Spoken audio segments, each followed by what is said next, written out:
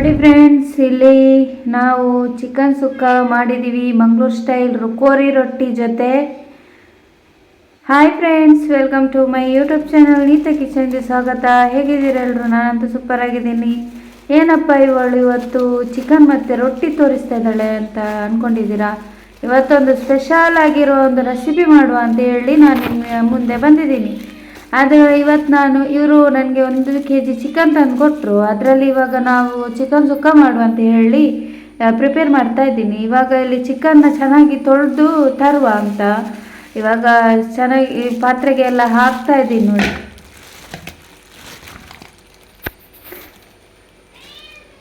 ಇವಾಗ ಇದನ್ನು ಚೆನ್ನಾಗಿ ತೊಳ್ಕೊಳ್ಳುವ.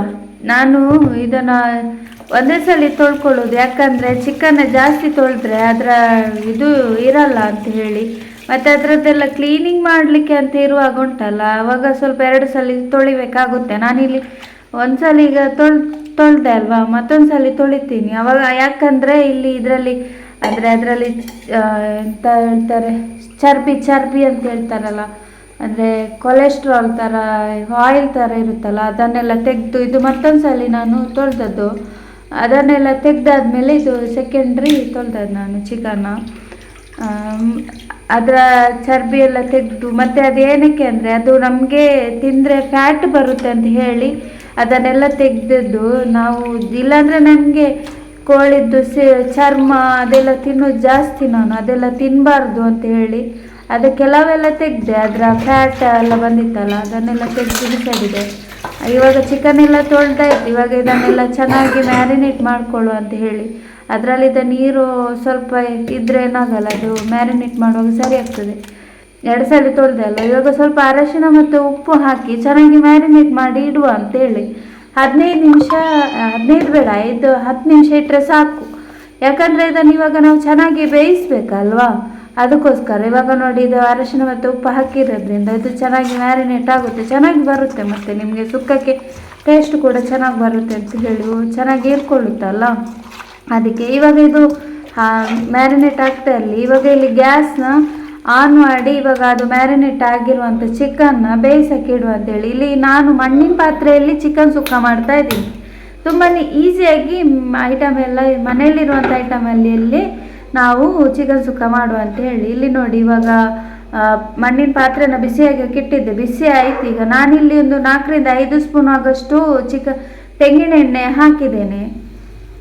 ಇದು ಬಿಸಿ ಆಗ್ತಾ ಉಂಟು. ಇವಾಗ ಚೆನ್ನಾಗಿ ಪಾತ್ರೆ ಎಲ್ಲ ಬಿಸಿಯಾಗಿದೆ, ಆದರೆ ಎಣ್ಣೆ ಸ್ವಲ್ಪ ಇವಾಗ ಹಾಕಿದ್ದಷ್ಟೇ ಅಲ್ವಾ, ಕೂಡಲೇ ಬಿಸಿ ಆಗಲ್ಲ ಅಂತೇಳಿ ಸ್ವಲ್ಪ ಹೊತ್ತು ಬಿಸಿ ಹಾಕೋಕ್ಕೆ ಇಟ್ಟೆ.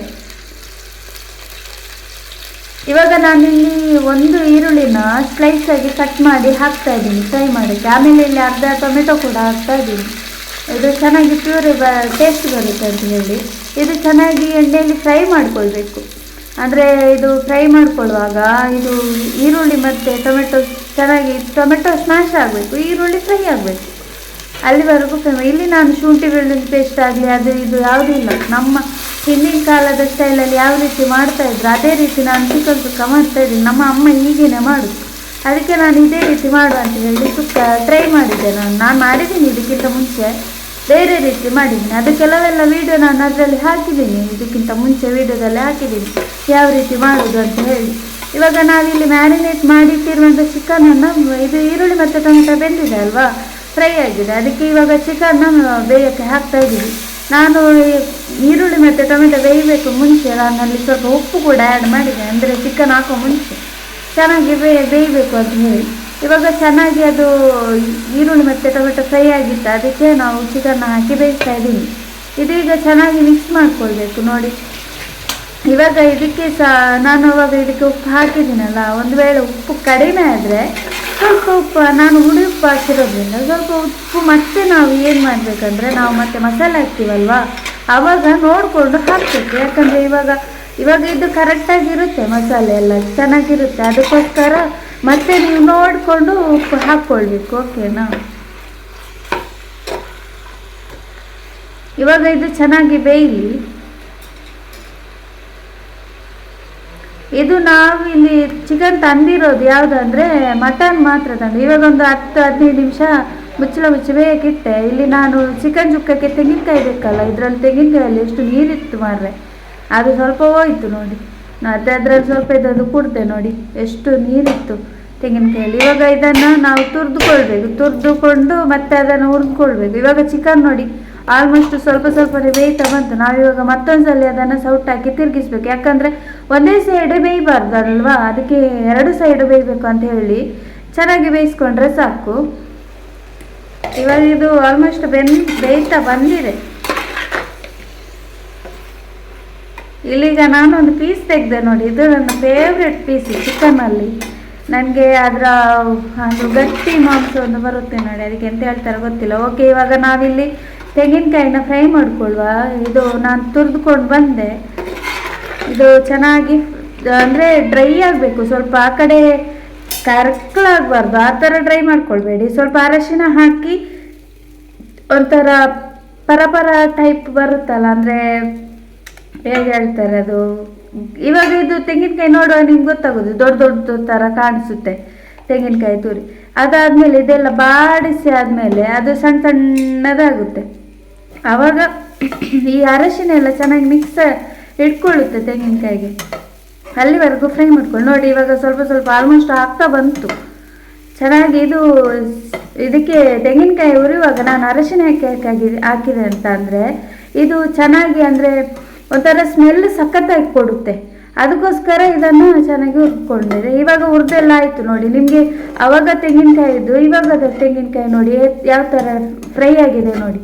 ಅದಕ್ಕೆ ಇದನ್ನು ಚೆನ್ನಾಗಿ ಫ್ರೈ ಮಾಡಿಕೊಂಡ್ರೆ ಇದರ ಸ್ಮೆಲ್ ಕೂಡ ಸಖತ್ತಾಗಿರುತ್ತೆ, ಮತ್ತು ನಿಮಗೆ ಸುಕ್ಕ ಕೂಡ ಟೇಸ್ಟಿಯಾಗಿ ಬರುತ್ತೆ. ಅದಕ್ಕೋಸ್ಕರ ನೋಡಿ ಇವಾಗ ಚೆನ್ನಾಗಿ ಫ್ರೈ ಆಯಿತು. ಇದೆಲ್ಲ ತೆಂಗಿನಕಾಯಿದೆಲ್ಲ ಆಯ್ತಲ್ಲ. ಇನ್ನು ನಾವು ಅದೇ ಪಾತ್ರೆಯಲ್ಲಿ ಇವಾಗ ಮಸಾಲೆಗೆ ರೆಡಿ ಮಾಡಬೇಕು, ಚಿಕನ್ ಸುಕ್ಕ ಮಸಾಲೆಗೆ ರೆಡಿ ಮಾಡಬೇಕು. ಇವಾಗ ನಾನಿಲ್ಲಿ ಒಂದು 2 ಸ್ಪೂನಷ್ಟು ತೆಂಗಿನ ಎಣ್ಣೆ ಹಾಕಿದ್ದೀನಿ. ಹಾಗೆ ಇಲ್ಲಿ ಎಂತ ಅಂದರೆ ನಾನು ಇಲ್ಲಿ ಎಣ್ಣೆ ಬಿಸಿ ಆಗಿದೆ ಅಂದರೆ ಸ್ವಲ್ಪ ಹೊತ್ತು ಬಿಟ್ಟೆ. ಎಣ್ಣೆ ಬಿಸಿ ಆಯ್ತು. ಈಗ ನೋಡಿ ಇಲ್ಲಿ ನಾನು ಸ್ಟಾರ್ ಹೂವನ್ನ ಹಾಕಿದ್ದೀನಿ, ಅಂದರೆ ಗರಂ ಮಸಾಲೆ ಟೈಪ್, ಅಂದರೆ ಮನೆ ಈಗ ಸ್ಟಾರ್ ಹೂವು ಎಲ್ಲಿ ಬೇಕಾದ್ರೂ ಗೊತ್ತಾಗುತ್ತೆ ಎಲ್ಲರಿಗೂ ಸಹ. ಅದು ಹಾಕಿದ್ದೀನಿ ಇಲ್ಲಿ. ಇವಾಗ ಅದು ಫ್ರೈ ಆಗಬೇಕು ಚೆನ್ನಾಗಿ, ಅಂದರೆ ಅದರ ಸ್ಮೆಲ್ಲು ಒಂಥರ ಪರಿಮಳ ಬರಬೇಕು, ಅಲ್ಲಿ ಫ್ರೈ ಮಾಡಬೇಕು. ಇವಾಗ ಇದು ಫ್ರೈ ಆಗ್ತಾ ಉಂಟು ನೋಡಿ, ಎಣ್ಣೆ ಕೂಡ ಬಿಸಿ ಆಯಿತು. ಆಮೇಲೆ ಇಲ್ಲಿ 2 ಚಕ್ಕೆ ಹಾಕಿದೆ. ಜಾಸ್ತಿ ಚಕ್ಕೆ ಹಾಕೋಕೆ ಹೋಗಬೇಡಿ, ಸ್ವಲ್ಪ ಚಕ್ಕೆ ಹಾಕಿದರೆ ಸಾಕು.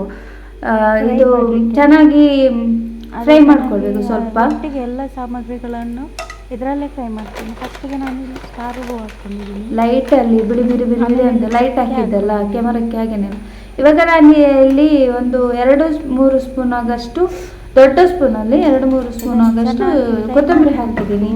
ಹಾಗೆ ಇಲ್ಲಿ ಅದರ ಹೂವು ಅಂದರೆ ಸ್ಟಾರ್ ಹೂವು ಜೊತೆ ಅಂದರೆ ಪ್ಯಾಕೆಟಲ್ಲಿ ಒಂದು ಹೂವು ಎಲ್ಲ ಬರುತ್ತೆ ಗೊತ್ತಾ, ಅದಕ್ಕೆ ಅಂತ ಹೇಳ್ತಾರೆ ಗೊತ್ತಿಲ್ಲ, ಸೋಂಪು ಹಾಕ್ತಾ ಇದ್ದೀನಿ. ಆಮೇಲೆ ಮೆಂತೆ ಒಂದು 4-5 ಮೆಂತೆ. ಜಾಸ್ತಿ ಮೆಂತೆ ಹಾಕಕ್ಕೆ ಹೋಗಬೇಡಿ, ಯಾಕಂದರೆ ಕಹಿ ಆಗುತ್ತೆ. ಮತ್ತು ಕಾಳು ಮೆಣಸು ಒಂದು ಸ್ಪೂನ್, ಸಣ್ಣ ಸ್ಪೂನಲ್ಲಿ 1 ಸ್ಪೂನ್ ಅಷ್ಟೇ. ಜಾಸ್ತಿ ಖಾರ ಬೇರೆ ಹಾಕ್ಬಾರ್ದು. ನಿಮಗೆ ಖಾರ ಬೇಕಾದರೆ ಹಾಕ್ಬೋದು, ನನಗೆ ಖಾರ ಸ್ವಲ್ಪ ಕಡಿಮೆ. ಹಾಗೆ ಇಲ್ಲಿ ಕೊತ್ತಂಬರಿ ಇದು ಹಾಕಿದ್ದೀನಿ, ಯಾವುದಂದ್ರೆ ಜೀರಿಗೆ 1 ಸ್ಪೂನ್ ಅಷ್ಟು. ಇದನ್ನು ಚೆನ್ನಾಗಿ ಫ್ರೈ ಮಾಡ್ಕೊಳ್ಳುವ. ಇವಾಗ ಇದು ಸ್ವಲ್ಪ ಕೆಂಪು ಬಣ್ಣ ಬರುವವರೆಗೂ ಫ್ರೈ ಮಾಡ್ಕೊಳ್ಳಿ. ಜೀರಿಗೆ 1 ಸ್ಪೂನ್ ಆಗುತ್ತೆ. ಆಮೇಲೆ ಇಲ್ಲಿ ನಾವು ಏನು ಮಾಡಬೇಕು ಅಂದರೆ ಜಜ್ಜಿದ ಬೆಳ್ಳುಳ್ಳಿ ಮತ್ತು ಈರುಳ್ಳಿ ಅರ್ಧ, ಮತ್ತು ಜಜ್ಜಿದ ಬೆಳ್ಳುಳ್ಳಿ 4-5 ಜಜ್ಜಿದ್ದೀನಿ, ಅದು ಹಾಕಿದ್ದೀನಿ. ಮತ್ತು 10-15 ಮೆಣಸು ಹಾಕಿದ್ದೀನಿ, ಅಂದರೆ ಕಾಳು ಮೆಣಸೆಲ್ಲ ಹಾಕಿದ್ದೀನಿ. ಇದರಲ್ಲಿ ದೊಡ್ಡ ದೊಡ್ಡ ಮೆಣಸು ಕಾಣಿಸ್ತಾ ಇದೆಯಲ್ಲ, ಅದಷ್ಟೇನು ಖಾರ ಇಲ್ಲ. ಸಣ್ಣ ಸಣ್ಣ ಮೆಣಸು ಕಾಣ್ತಾ ಇದೆ ನೋಡಿ, ಅದು ಸ್ವಲ್ಪ ಖಾರ ಇದೆ, ಅಂದರೆ ಮೀಡಿಯಂ ಖಾರ ಬರುತ್ತೆ. ಅಂದರೆ ಇಲ್ಲಿ ಕಾಳು ಮೆಣಸು ಹಾಕಿದ್ದೀನಿ, ಸ್ವಲ್ಪ ಖಾರ ಮೆಣಸು ಹಾಕಿದ್ದೀನಿ, ಒಂದು ಸ್ವಲ್ಪ ಚಪ್ಪೆ ಅಂದರೆ ಖಾರ ಇಲ್ಲದ ಮೆಣಸು ಕೂಡ ಹಾಕಿದ್ದೀನಿ, ಯಾಕಂದರೆ ಸ್ವಲ್ಪ ಕಲರ್ ಬರಲಿ ಅಂತ ಹೇಳಿ. ಇವಾಗ ಇದು ಎಲ್ಲ ಒಟ್ಟಿಗೆ ಫ್ರೈ ಮಾಡ್ಕೊಳ್ಳುವ. ಅಂದರೆ ಬೆಳ್ಳುಳ್ಳಿ ಎಲ್ಲ ಜಾಸ್ತಿಯಾಗಿ ಹಿಂದಿನ ಕಾಲದಲ್ಲಿ ಎಲ್ಲ ಅಂತ ಅಂದರೆ ಬೆಳ್ಳುಳ್ಳಿನ ಫ್ರೈ ಮಾಡ್ತಾ ಇರಲಿಲ್ಲ, ನಾನು ಸ್ವಲ್ಪ ಫ್ರೈ ಮಾಡಿದೆ. ಇವಾಗ ಇದನ್ನು ಚೆನ್ನಾಗಿ ಫ್ರೈ ಮಾಡ್ಕೊಳ್ಳಿ. ಫ್ರೈ ಆದಮೇಲೆ ಸ್ವಲ್ಪ ಇದಕ್ಕೆ ಅರಶಿನ ಹಾಕ್ತೀನಿ. ನಾನು ಎಲ್ಲದಕ್ಕೂ ಅರಶಿನ ಹಾಕ್ತಾ ಇದ್ದೀನಿ, ಯಾಕಂದರೆ ಸ್ವಲ್ಪ ಸ್ವಲ್ಪ ಅಂದರೆ ಸಣ್ಣ ಸ್ಪೂನಲ್ಲಿ ಒಂದು ಸ್ವಲ್ಪ ಹಾಕೋದು ಅಷ್ಟೇ, ಜಾಸ್ತಿ. ಅದು ಇವಾಗ ಟೋಟಲ್ ಆಗಿ ಒಟ್ಟಿಗೆ ಸೇರುವಾಗ 1 ಸ್ಪೂನ್ ಅರಶಿನ ಹೋಗುತ್ತೆ. ಏನು ಅದರಲ್ಲಿ ಪ್ರಾಬ್ಲಮ್ ಇಲ್ಲ, ಘಾಟ್ ಬರುತ್ತೆ ಆ ಥರ ಏನಿಲ್ಲ. ಇವಾಗ ನೋಡಿ ಇದು ಆಲ್ಮೋಸ್ಟ್ ಫ್ರೈ ಆಯಿತು. ಇವಾಗ ಇದಕ್ಕೆ ಸ್ವಲ್ಪ ರುಚಿಗೆ ತಕ್ಕಷ್ಟು ಹುಳಿ ಸಾರಿ ಮಿಸ್ಟೇಕ್ ಆಯಿತು. ಆಮೇಲೆ ಇದು ತಣ್ಣಗಾದ್ಮೇಲೆ ಮಿಕ್ಸಿ ಜಾರಿಗೆ ಎಲ್ಲ ಮಸಾಲೆಯನ್ನು ಹಾಕಿ ಗ್ರೈಂಡ್ ಮಾಡ್ಕೊಂಡು ಬರಬೇಕು. ಇವಾಗ ಇದೆಲ್ಲ ಮಸಾಲೆ ಹುರ್ದುಕೊಂಡಿದ್ದೀನಲ್ಲ ಅದನ್ನೆಲ್ಲ ಪಾತ್ರೆಗೆ ಮಿಕ್ಸಿ ಪಾತ್ರೆಗೆ ಹಾಕ್ತಾ ಇದ್ದೀನಿ.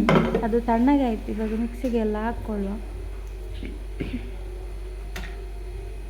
ಇವಾಗ ಅದೇ ಪ್ಯಾನಲ್ಲಿ ಸ್ವಲ್ಪ ನೀರು ಅಂದರೆ 1 ಲೋಟ ಆಗುವಷ್ಟು ನೀರು ಹಾಕಿದ್ರೆ ಸಾಕು. ಮತ್ತೆ ನೀವು ಇದಕ್ಕೆ ನೀರು ಹಾಕ್ಕೊಂಡು ಬರಬೇಕು. ನೋಡಿ ಅದೇ ಪಾತ್ರೆಯಲ್ಲಿ ಹಾಕಿ ನೀರು ಹಾಕ್ತಾ ಇದ್ದೀನಿ ನಾನು, ಯಾಕಂದರೆ ಅದರಲ್ಲಿ ಮಸಾಲೆ ಎಲ್ಲ ಉಳಿದಿದ್ದಾಗ ಅದಕ್ಕೆ ಇದಾಗುತ್ತೆ.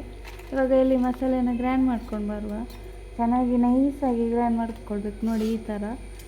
ಆಮೇಲೆ ಇಲ್ಲಿ ಚಿಕನ್ ಬೆಂದಿದೆಯಲ್ಲ, ಅದರ ನೀರು ಸಪ್ರೇಟ್ ಮಾಡಿದ್ದೀನಿ. ಅಂದರೆ ಅದು ಚಿಕನ್ನಲ್ಲಿ ನೀರು ಇರಬಾರ್ದು, ಇವಾಗ ಬೇಯಿಸಿದ್ದಕ್ಕೆ ಅದಕ್ಕೆ ಇದಿರಬಾರ್ದು, ನೀರು ಇರಬಾರ್ದು. ಮತ್ತೆ ಇದಕ್ಕೆ ನೀವು ನೀರು ಆ್ಯಡ್ ಮಾಡಬೇಕಂತ ಏನಿಲ್ಲ.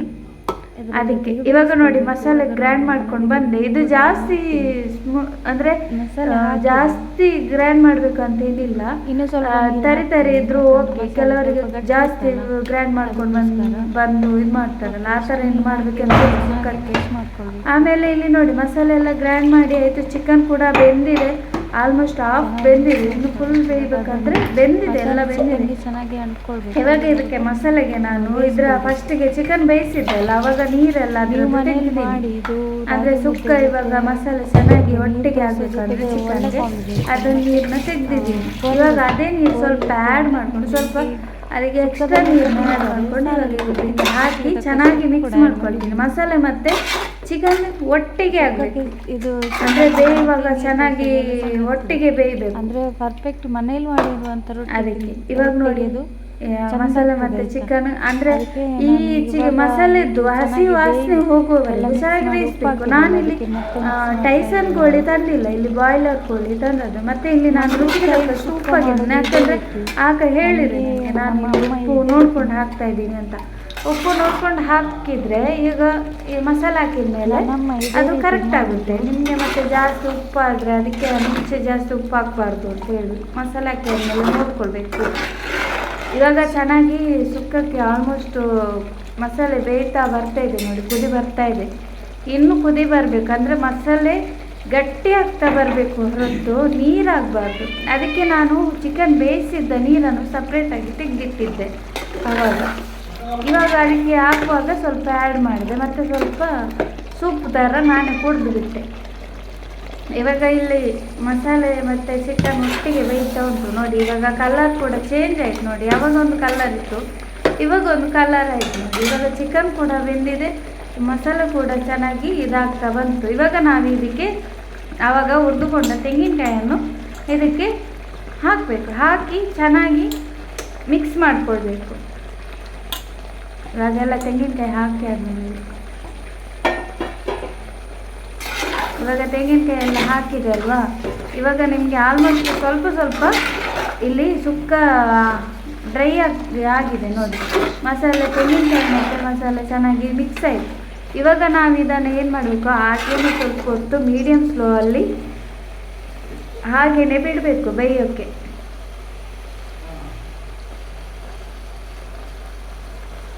ನೋಡಿ ಇದು ಹೊಗೆ ಅಂದರೆ ಹೊಗೆ ಬರ್ತಾ ಇದೆಯಲ್ಲ, ಹಾಗಾಗಿ ಗೊತ್ತಾಗ್ತಿಲ್ಲ.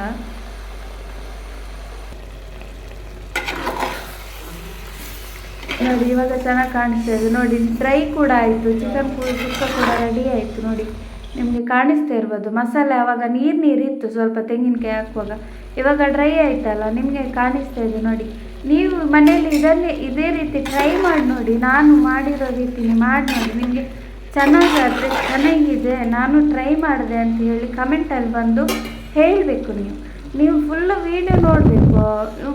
ವೀಡಿಯೋ ನೋಡಿಲ್ಲ ಅಂದರೆ ನಮಗೆ ಗೊತ್ತಾಗುತ್ತೆ ನೀವು ಮನೇಲಿ ಮಾಡಿದ್ರೆ ಇಲ್ವಾ ಅಂತೇಳಿ. ಅದಕ್ಕೆ ಯಾರೆಲ್ಲ ನನ್ನ ಚಾನಲ್ನ ಸಬ್ಸ್ಕ್ರೈಬ್ ಮಾಡಿಲ್ಲ, ಇದಕ್ಕಿಂತ ಮುಂಚೆ ವೀಡಿಯೋ ಎಲ್ಲ ಹಾಕಿದ್ದೀನಿ, ಯಾರೆಲ್ಲ ನೋಡಿಲ್ಲ ಈ ಕೂಡಲೇ ಹೋಗಿ ನೋಡ್ಕೊಂಡು ಬನ್ನಿ. ಆಮೇಲೆ ಇಲ್ಲಿದ್ದಕ್ಕೆ ನಾನು ಕೊತ್ತಂಬರಿ ಸೊಪ್ಪು ಕೂಡ ಆ್ಯಡ್ ಮಾಡ್ತಾ ಇದ್ದೀನಿ, ಯಾಕಂದರೆ ಕೊತ್ತಂಬರಿ ಸೊಪ್ಪು ಹಾಕಿದ ಮೇಲೆ ಅದರ ಪರಿಮಳಕ್ಕೆ ಚಿಕನ್ ಸುಕ್ಕಂದು ನಮ್ಮ ಸೇಮ್ ಮಂಗಳೂರು ಸ್ಟೈಲ್ ಚಿಕನ್ ಸುಕ್ಕ ರೆಡಿ ಆಗ್ತಾ ಬಂತು. ಇವಾಗ ನೋಡಿ ಇಲ್ಲಿ ನಿಮ್ಮ ಮುಂದೆನೇ ನಾನು ಇವಾಗ ನೋಡಿ ಎಷ್ಟು ಚೆನ್ನಾಗಿ ಕಾಣಿಸ್ತಾ ಇದೆ, ಇವಾಗ ನೀವೇ ನೋಡ್ತಾ ಇದ್ದೀರಲ್ಲ. ಓಕೆ ಫ್ರೆಂಡ್ಸ್, ಇನ್ನು ನಾನು ನೆಕ್ಸ್ಟ್ ವಿಡಿಯೋದಲ್ಲಿ ನಿಮಗೆ ಸಿಗ್ತೀನಿ. ಓಕೆ, ನೋಡಿದ್ರಲ್ಲ ನಮ್ಮ ಇವತ್ತಿನ ಚಿಕನ್ ಸುಕ್ಕಾನ.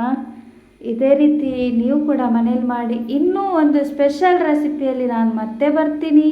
ನಿಮಗೆ ಇವಾಗ ನಾನು ಅಂದರೆ ನಾನು ತಿನ್ನುವಾಗ ನಾನು ವಿಡಿಯೋ ಮಾಡಲಿಲ್ಲ, ಹಾಗೆ ವಿಡಿಯೋ ಮಾಡಿದೆ ನೋಡಿ. ಇಲ್ಲಿ ಪ್ಲೇಟಲ್ಲಿ ಸುಕ್ಕ ಮತ್ತು ರೊಟ್ಟಿ ಮತ್ತು ಮೀನು ಸಾರು ಇತ್ತು ನಿನ್ನೆ, ಅದು ಸ್ವಲ್ಪ ಹಾಕಿ ನಾನು ಬ್ಯಾಟಿಂಗ್ ಮಾಡಿ